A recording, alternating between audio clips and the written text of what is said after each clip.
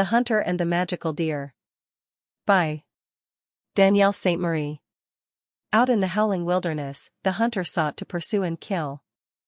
I will feast on the magic beast's carcass, and then my life will finally have peace, he thought with feelings of unease. For, he had seen the deer before, it with the perfect camouflage.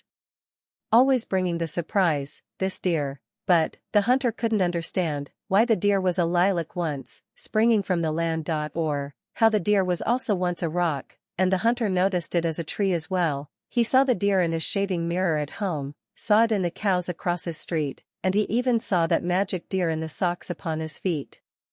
He wasn't sure how he knew the deer was there, it was just a feeling, for the deer could be glimpsed not seen. But, he felt that he had to kill that deer, despite his feelings surrounding it of great fear. Stalking his prey with a long, sharp knife, right. The hunter jumped sideways, bringing the knife down and into the back of a log. The deer appeared then, mortally wounded, it struggled to its feet and screamed, wonderment, and the hunter watched all of this in amazement.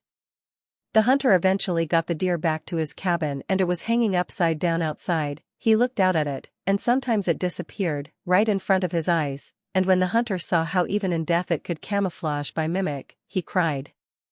Something sticky then he felt on the back of his neck. He reached up and saw blood, right where he had stabbed the deer. It was a very deep wound, for his whole finger went inside. And suddenly he was hung from the tree and tied. The deer was now inside the cabin, and getting quite warm by the fire, all the blood was gone, and its neck looked fine. Outside and upside down while looking in, the hunter screamed. So, the deer trotted outside and asked, "Don't you know what this means?" "No," said the hunter, "none of this is real." "You're right about that," the deer said. "Well then, what is going on?" the hunter demanded. "Wonderment," said the deer, "my dear hunter, we are in the realm created by a poet or poetess somewhere.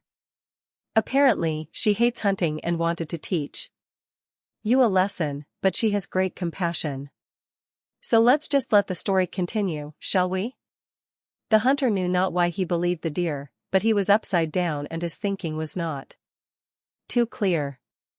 So, he said, "Okay, what do we do next?" "Well, we're in her imagination," the deer laughed. "So, we just wait and let her work her craft." And an hour went by, and this poetess hadn't written a thing, so the man was losing consciousness. He was most certainly close to dying. When the poetess finally typed, the hunter suddenly took off flying.